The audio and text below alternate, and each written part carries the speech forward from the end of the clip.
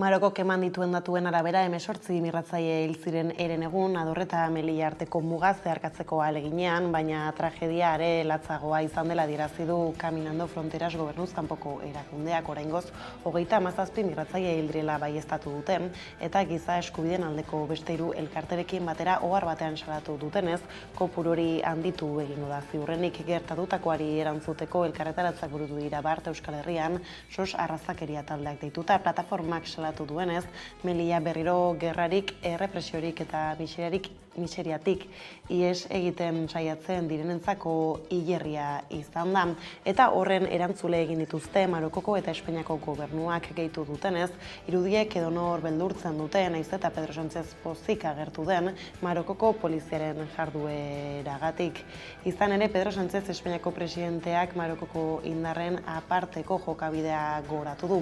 Haren esanetan, Espainiaren lurralde integritatearen kontrako bortxazko erasoa eragotzi dute eta gizakiekin trafikatzen duten mafiei egotzi die eraso horren erantzunkizuna. Horrez gain, Nadorririko giza eskubideen Marokoko elkarteak salatu du, 21 hilobi prestatzen ari direla hiri horretako Sidi Salem hilerrian, itxuraz joan den ostialean Estatu Espainiarreko segurtasun indarrek eta Marokoko jendarmeriak Melillan eginiko operazio bortitzaren ondorioz hil ziren migratzailentzat. Elkarteak salatu du ere ez zaiela autopsiarik egin, hesia igarotzen saiatu ostean hil zituzten pertsonen gorpuei eta ez dela heriotzen inguruko ikerketarik abiatu. Peio Ayerbe, sos arrazakeria plataformako kidea, Sánchez presidentaren adierazpenez. Lotuta dago bere politikakin, egia esateko hori entzuntan gero, badakigu, hainbeste deklarazio orokorrak giza eskubideen alde praktikan porrotan dago. Eta gainera, Sánchezek egiten duen bezala, Marrokiar poliziak badaukate ikasteko Espainiako ejertzitoa eta Espainiako polizia egiten ari direna. Arratsaldeon guztioi laster helduko diogu bueltan Melillan gertatutako sarraskiari lehenago baina badira aipatu beharreko beste lerroburu batzukote kabezu argazki hilariari 28 urteko eta 2 hilabeteko espetxe zigorra jarri dio epaileak. Kabezu martxoaren 7tik apirilaren 13 bitartean epaitu zuten eta fiskaltzak 250 urtetik gorako zigorra eskatu zuen. Harentzat Gipuzkoako auzitegiak sexu abusuak, bortxaketa, haur pornografia eta iruzur delituak egita egotzita epaitu dute kabezudon. Maiatzaren 2an haren behin-behineko espetxealdia amaitzekotan zela, auzitegiak aurreratu zuen kabezu hori 8 urtetik gorako zigorra jarriko ziotela eta orain eman du epaia.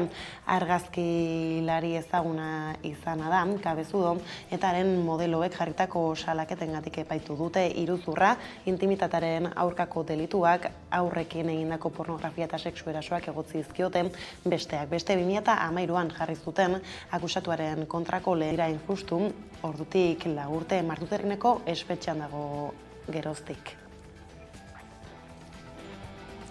Bestaldetik, osasun publikoaren alde inbertsio handiagoak egiteko eskatu diote igandean beste behin Eusko Jaurlaritzari Satxela, Lab, Komisiones Obrera, UGT eta SK sindikatuek deitutan milaka lagun elkartu dira Bart Bilbon eta lehen mailako arretaren egoera larria salatu dute ere. Privatizazioaren murrizketen eta lehen arreta desegitearen kontra egin duten eta bestak beste Euskal Herria Bilduk ere parte hartu mobilizazioan. Osakidetza salba dezagun lelopean, Osakidetza desegiten ari dela adierazi dute. Dena den, sindikatuek uste dute oraindik garaiz daudela egoera hobetzeko eta Jaurlaritzari eskatu diote negoziazioaren alde egiteko azken asteetan garrantzia hartu du osasungintza publikoaren aldeko aldarriak nagusiki Gozone Sagardui osasun sailburuak duela 2 aste egindako adierazpenen ostean. Lehen arreta eta ospitale sarea birdefinitzeaz mintzatu zen sailburua. Hala sindikatuek osasun sailburuaren dimisioa ere eskatu dute azken egunotan. Bada urten, Arabako gurutze gorriak 50 urte bete ditu urteurrena ospatzeko erakundeak egiten duen lana eta eboluzioaren berri eman digute Txomin Ondarrek gizarteratze eta enplegu arloko zuzendariak eta Jesus Kantero Arabako gurutze gorriko lehendakariak entzun. Baian sortu zuen, gudan zeuden pertsonei zaintza ematekota, eta baina gure gizartea ere modernizatzen edo aldaketak ere izan ditu. gauzak aldatu dira, gizartea aldatu egin da, eta gurutze horrekin aldaketa horiekin batera, nik esaten dudan bezala, azkenean gurutze gorria niretzako da iceberg bezala. Azkenean punta bat bakarrik ikusten da, baina azkenean ura azpian gauza asko daude. Bihar 8 egingo dute Pirinioetako bidea gure esku Biltzar Nazional Katalanak eta Kataluniako Txangozale Erakundeen Federazioa, Omnium Kultural eta Artistes de la República elkarteen laguntza antolatutako mobilizazioa dena, hain zuzen ere erabakitzeko eskubidea lortzeko bidean herrigogoa berpiztea ezinbestekoa dela uste du gure eskuk eta deialdiarekin burujabetzaren aldeko aldarrikapena nazioartera ere zabaldu nahi dute antolatzaileek. Astebete falta da horretarako eta hasieran iragarritakoak baino gehiago izango dira Euskal Herritarrek argiztatuko dituzten gailurrak. 115 ziren hasieran, baina 154 izango dira azkenean. Antolatzaileek kolore gorriarekin eta berdarekin identifikatu dituzte tontorrak, horiek zailtasunaren arabera sailkatzeko. Horiek horrela, Euskal Herritarrek 91 tontor gorri argiztatuko dituzte eta 63 berde. Josu Etxaburu gure eskuko bozeramailea izan da gaur gurean eta halaxe aritu da ekimenaren asmoez. Bi herriok elkar hartuta, sarritan esaten da, gutariko bakoitza Pirineo guztiak argistatzera joango bagina akaso ezinezkoa izango litzatekeela edo oso zaila izango litzatekeela. Baina bi herrik elkar hartuta gai izango gara hori irudikatzeko barruraldera. Baina ez da hori, bakarrik. Kontua da Europari ere mezu argi bat iritsi eta helaraziko diogula. Eta da, bi herri bagaudela, bi nazio estaturik gabeko bagaudela, erabaki nahi duguna, gure autodeterminatzeko eskubide hori gauzatu nahi dugunak, eta gainera autodeterminatzeko oso determinatuak gaudela. Kulturarloan berriz aizetara jaialdia ospatu da azken asteburuan Zornotzan, kaleko musikaren nazioarteko jaialdia da aizetara, entzutetsua mundu osoan, eta Miren Arriaga udaleko kultura dinamizatzaileak egin du gurean ekimenaren balorazioa. Ikolez, aizetara lehiaketak beti izaten dugu herrizen oso ondo hartzen dugu herri honek, Amorebieta Txanok eta bebai, Bizkaia osoa eta kanpotik datozena bebai. Bandak oso pozik aritu izen dire kalietan, jende asko gerturatu da eta gozatu izen du musikaz, beraz, balorazio oso ona. Lerroburuekin bukatzeko ordea 5 urte bete dira Nafarra Erresumaren defentsan Amaiurko gazteluan 200 gudari gaztelarren aurka borrokatu zirela. Testuinguru horretan argitaratu berri dute Amaiur herriaren gaztelua liburua Enrique Lekuonak egindako akuarelak oinarri hartuta. Hain zuzen ere duela 5 urte istripu baten ondorio zendu zen Lekuonaren marrazkiak bildu ditu bere familiak. Miren Legorburu da haren alarguna eta halaxe mintzatu zaigu obraren xedeaz. Enrique Arantzadi Zientza elkartearekin kolaboratzen zuen, eta Amaiurren hasi zenean Arantzadi indusketa egiten, monolitoaren inguruan ea gazteluaren aztarnari gelditzen zen indusketa egiten, Enrique talde horretako voluntarioetako bat izan zen. Urteetan, abuzturo egiten den indusketan parte hartzen zuen, eta dokumentatu egin zuen. Enrique itsas ingenieria zen, eta arkeologia zuen, baina gainera bere pasioetako bat marraztea zen, akuarela marraztea zen, eta bere denbora librean zuen indusketan agertutako guztia, eta gainera Amaiur herria bera, Amaiurreko etxe guztiak marraztu zituen, jasota gelditzeko Amaiurren izaera. Bada eguneko lerroburuak horrela iritsi da eguneko argazkeri heltzeko una, aipatu legez oraingoz Madorre eta Meli arteko muga zeharkatzeko ahaleginean 37 mirratzaile hil dituztela baieztatu dute. Nahiz eta kopuru hori handitu egingo den, ziurrenik horrenbestez eta estatu indarrek neurri gabe jokatu dutela iritzita, gertakariak argitzeko ikerketak eskatu dituzte Espainian, Marokon eta nazioartean. Pedro Sánchez Espainiako presidenteak berriz Marokoko indarren aparteko jokabidea goratu du, haren esanetan Espainiaren lurralde integritatearen kontrako bortxazko erasoa eragotzi dute eta gizakekin trafikatzen duten mafiei egotzi dien eraso horren erantzunkizuna. Halaxe iritzi du gurean gaiari inobaduriz eldiario.eseko kazetariak. Espainiak Marokorekin lortu zuen akordio berri hori azken finean izan dela Marokok ikusi dugun jarrera hau izatea etorkinen inguruan, ez? Hain zuzen ere indarkeria erabiltzea, baita ere erailketak eragitea, ze, bueno, gobernuz kanpoko erakundek esaten duten bezala, 37 hildako daude dagoeneko, ostiralean gertatu zenarengatik, eta badirudi, hori da estatuak ordaindu behar duen prezio hori, ez? Marokorekin lortutako akordioarengatik. Badirudi Marokorekin lortutako akordio horrek eragingo duela etorkin gutxiago etortzea, baina saiatzen direnek arrisku askoz gehiago izatea, ez? Orduan, seguraski helburu hori pertsona gutxiago iristearena lortuko da, baina behintzat estatuaren irudiarentzako eta estatuaren moraltasunarako eta giza eskubideen errespetuarentzako, nik uste oso berri latza dela azken egunetan ikusitako. Gaizlatuta berriz azpeiturei helduta trenaren aldeko Nafarroako eta Arabako plataformek Burgosko kolektiboarekin batera tren sozialaren alternatiba eraman dute Madrilgo Kongresura. Abiadura handiko trenaren alternatiba gisa, lehendik dagoen bidea egokitzean datza. Bien bitartean, teknikariak aspalditik ari dira lanean Euskal Y-koa Nafarroarekin lotzeko dauden bi aukeretan. Ildo horretan Nafarroako gobernuak eta Eusko Jaurlaritzak laster bilera bat egingo dute Espainiako gobernuarekin erabakiak hartzeko eta urrats berriak emateko.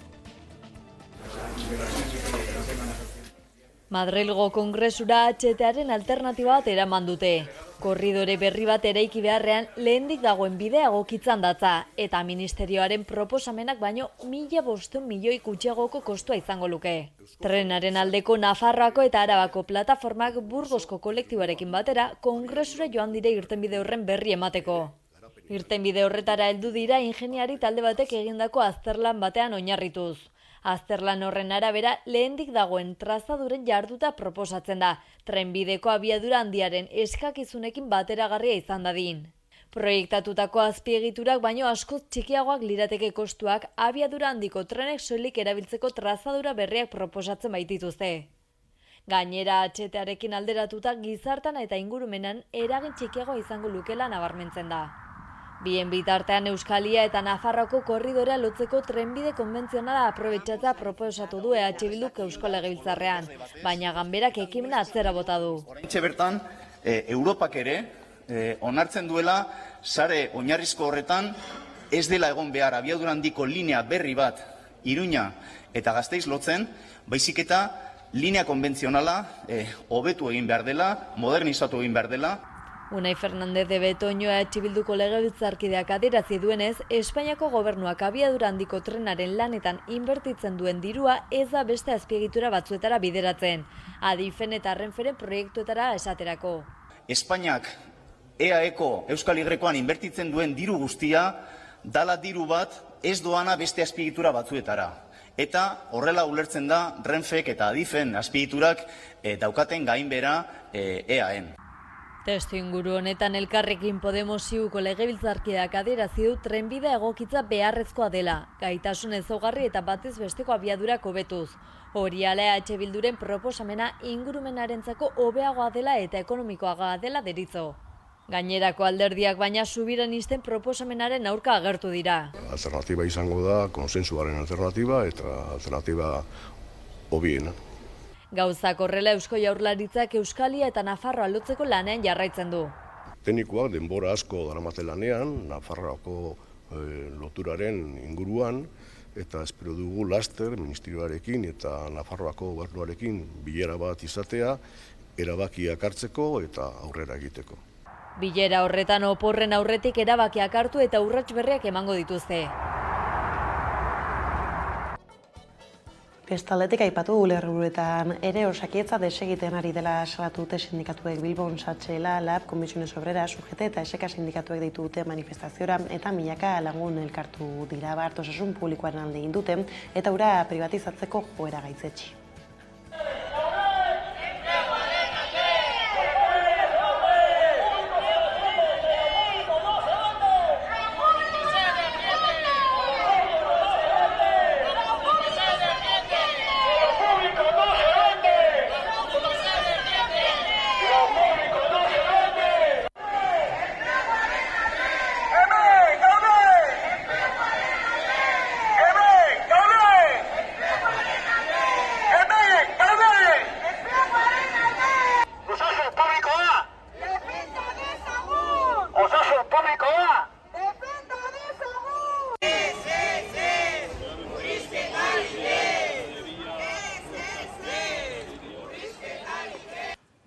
Ordea urten Arabako Gurutze Gorriak 150. urteurrena ospatu du, beraiekin izan da Hamaika Telebistako Gasteizko lantaldea eta urte hauetan izandako aldaketak eta lan esparru desberdinetan egiten duten lana azaldu digute ikusi. Gurutze Gorria Henry Dunant suitzarrak sortu zuen. Araban 3. Karlistadan jaio zen Estanislau Urkijo Ilandaluze orduko ahaldun nagusiaren eskutik eta beste 100 pertsonen laguntzarekin. 150 urte hauetan aldaketa anitz izan ditu erakundeak, izan ere hasieran zaurituak artatzeko sortu zen eta gaur egun beste helburu eta lan esparruetan aritzen dira lanean. Bere garaian sortu zen, gudan zeuden pertsonei zaintza ematekota, eta baina gure gizartea ere modernizatzen edo aldaketak ere izan ditu, eta horren aldaketan guk ere 150 urtean pentsatu hasi zen horrelako gaiekin, eta gaur egungo gaiak edo gaiak nagusienak dira erreflexiatuak, gizarte arloan behar duen jendea edo laguntza, eta hori da gaur izango zen Gurutze Gorriko beste arlo dituk, badauka ere gazte talde bat, osasun arloan ere lan egiten dugu, prestakuntza arloan ere, ez dugu enplegu arloan ere, ez dugu galdu beste gaiak ere, baina gauzak aldatu dira, gizarte aldatu egin da, eta Gurutze horrekin aldaketa horiekin batera, nik esaten dudan bezala, azkenean Gurutze Gorria niretzako da iceberg bezala. Azkenean punta bat bakarrik ikusten da, baina azkenean ura azpian gauza asko daude. Egun Gurutze Gorrian parte hartzeko aukera eta modu desberdinak daude, bai aurrez aurrez, baita telematikoki ere bai. Baita ere gaur egun daukagu hori voluntario virtuala edo, adibidezuk ez dakit, hemen bizi ez bazara, edo ez badaukazu gure ordutegi barruan edo aukeran egiteko, badaude gaiak eta gauzak egiteko zure etxetik eta beste ordutegi batekin. Beraz, aitzakiak ez dago nahi baduzu Gurutze Gorriko parte izatea, aukera ezberdinak dituzu gurekin parte hartzeko. Urteurren hau ospatzeko hainbat jarduera burutu dira, horietako garrantzitsuena Suzien desfilea. Gauzia da errekonozitzea lehen egon diren voluntarioak, orain daudenak eta egongo direnak. Egin genuen martxa bat edo desfile bat antortxakin. Pandemiak eragindako egoerarekin batera voluntarioek gora egin zutela adierazten dute. Egoera zaila, baina zoriontzua bezala gogoratzen dute. Eskertzeko da, ze hori pandemia sortu zena eta hori jendea lantokiak eta itxita zeuden ez dakiz eta orduan jendean ez zuen, azkenean sentitzen zuen behar zaitekin behar zuela, eta orduan pila bat jende hurbildu zen Gurutzeraino, eta gainera hori ere, eman digu aukera ere, jendeari ezagutzeko zer egiten duen Gurutze Gorria. Eta Nafarroara salto aurreko asteetan izpide izan denari helduko diogu jarraian, suteak jada kontrolpean direla, balorazio egiteko ordua iritsi da eta hor LAB sindikatuak Nafarroako suhiltzaileen zerbitzua berrantolatzeko eta indartzeko eskatu du azken urteotako gabeziak salatuz. Horrez gain, barne zuzendariaren dimisioa eskatu du baso sutetarako aurreikuspen, alerta, gaitasun eta prebentzio neurri faltagatik. Horrez gain, eskuinetik ere iritsi zaizkio kritikak Nafarroako gobernuari UPNeko presidenteak, Javier Ramirez presidente ordenaren dimisioa eskatu du. Nafarroan ia 15.000 hektareak kiskali ziren iragan astean suteengatik. Foru erkidegoko suhiltzaileak lan handia izan zuten aurretik. Are lan handiagoa esaterako ekainaren 14an Leire Mendilerroan sutea piztu zenean. Zangozako parkean 3 suhiltzaile baino ez baitzeuden laneko txandan. Halaxe adierazi du LAB sindikatuak hori baitzen ezarritako gutxienekoa eta praktikan egunerokoan gehienekoa dena. Orain dela 20 urteko plantilla bera mantentzen dela gaineratu dute, gutxienez 3 suhiltzaile parke bakoitzeko eta hori zalantzari gabe ez dela nahikoa egun dituzte zerbitzu guzti erantzuteko. LABek Nafarroako suhiltzaileetan duen sail sindikalak urteak daramatzo zerbitzuaren gabezia salatzen, eta egun hauetan bizi izan den egoeraren ondoren inoiz baino nabarmenago gelditu dira gabezia horiek sindikatuaren arabera. Hori ala Nafarroako suhiltzaileen zerbitzua berrantolatzeko eta indartzeko eskatu du. Nabarmendu du Nafarroako suhiltzaietan egitura langileak eta oihanetako suteen berariazko talde bat falta direla. Bestalde, Amparo López barne zuzendariaren dimisioa eskatu du sindikatuak Nafarroako gobernuak baso sutekin izandako aurre ikuspen alerta gaitasun eta prebentzio neurri faltagatik. Era berean UPN alderdia kritiko agertu da Foru Erkidegoko gobernuarekin eta Javier Esparza UPNeko presidenteak Javier Remirez presidenteordearen dimisioa eskatu du.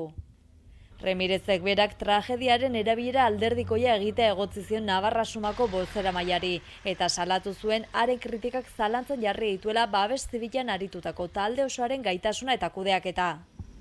Testuinguru honetan Maria Txibite Nafarroako presidenteak adierazi du iragan asteko suteak itzaltzen jardun zuen taldeak erantzukizunez jokatu zuela. Datozen egunetan emango ditu gobernuak azalpen gehiago parlamentuan. Eta Nafarroatik mugitu gabe larunbatean torturaren nazioarteko egunaren bezperan, 1960tik 2012 Nafarroan torturatuak izan ziren 800 eta 29 pertsonaren izenak entzun ziren Iruñeko kaleetan barrena. Nafarroako torturatuak sareak deitutako manifestazioaren amaierako mezuan, Jorge Txokarro sareko eledunak adierazi zuen, beharrezkoa dela torturaren errealitate lazgarria ezagutaraztea. Mezu horrekin, bat egin dute Nafarroako 50 eragileek gainera. Torturaren aurkako aldarria zabaltzen ari da, eta Oihu Zabalurren isla izan zen atzoko manifestazioa ikusi jarraian irudiak.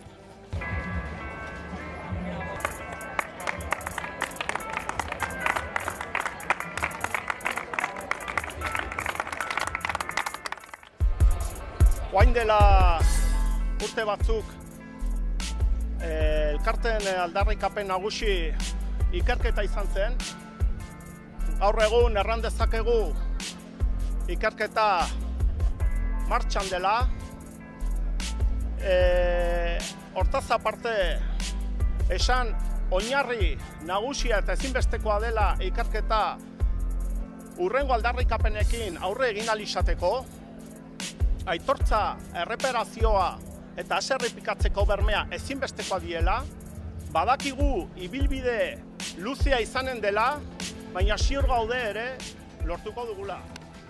Bada gaurkoan estatuaren biktimak aitortzeko urrats instituzional garrantzitsuak nabarmendu ditu Foro Sozialak, horrela legealdian zehar emandako pausoen ondoriotzat jo dituzte Nafarroako parlamentuak eta gobernuak azken asteetan hartutako erabakiak. Foro Sozialeko kide Teresa Fangoaga eta Fernando Armendarizek adierazi dute ezinbestekoa dela biktima guztiei egia, justizia eta erreparaziorako eskubidea bermatzea eta biktimenganako diskriminazioa adierazpenak baztertzea. Haien esanetan, helburu horiekin bat egiten dute azken asteetan Nafarroako parlamentuak eta gobernuak hartutako erabakiek. Batetik, parlamentuak torturaren biktimei babesteko nazioarteko egunaren inguruko adierazpen bat onartu du, bestetik Nafarroako gobernuak torturari buruzko ikerketa ofizial bat egiteko esleipena gauzatu du. Horrez gain, polizia indarkeriaren eta eskuin muturreko indarkeriaren biktimak aitortu eta erreparatzeko foru legea ere aldatu du parlamentuak, haien kalte ordainak beste indarkeria batzuen biktimekin berdintzeko. Agus Hernan eledunaren hitzetan horiek eta biktimen presoen eta memoria kritiko inklusiboaren alorran emandako gainerako pausoak legealdian zehar egindako lanaren ondorio dira. Eta bukatu baino lehen kultur arloan ekidak sortutako Agirretarren bandera antzezlaneko parkeidekin izan da 11 telebistako Iruñeko lantaldea. Azaldu dutenez gaur egungo egoeraz hitz egin nahi du obrak eta horretarako fikziozko historia bat sortu dute. Pentsatuz egoera hori edozeinik gerta diezaiokeela. Elkarrizketa osoa 11.eus atarian duzue ikusgai. Ekida da abizenez arte ekimen sozialista, organo politiko bat, batez ere lan egiten duena arte esparrua antolatzeko printzipio sozialisten arabera. Horrek esan nahi duena da, alde batetik arteari begiratzen diola, arteari eman nahi diola izaera politiko bat, izaera sozialista bat, eta ondorioz artea jarri nahi duela nolabait gaur egun sortzen ari den termino sozialistetan mugitzen ari den mugimendu politikoaren eskura jarri nahi duela artea eta nahi duela bilakatu edo antolatu modu batean izan dadin tresna politiko bat gauzak modu horretara esan nahi dituena. Eta era berean esan nahi duena da artea modu zabalean ulertuta, artearen disiplina desberdinetan antolatzen dela eta gero eta disiplina gehiagotan nahi duela antolatu.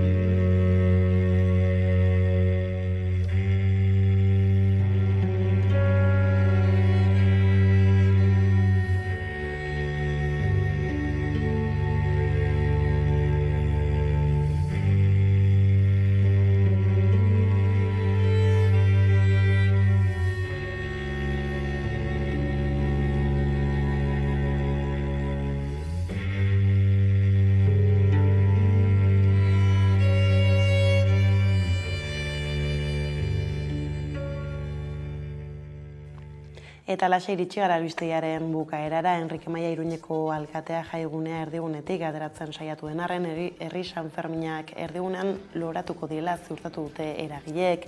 Ekainaren herrialdean grabatu zuen Eskabidan taldeak 2022ko herri Sanferminen kantan, eta horrexekin berreskuratuta agurtuko zaituztegu gaur, beraz gustatuko zaizuelakoan, besterik ez aldetik hauek izan dira eguerdiak gurean gaur zituenak guztiak eta gehiago, nahi duzuen aldiro 11.satarian onda izan eta bihar arte. Uztaren ia ere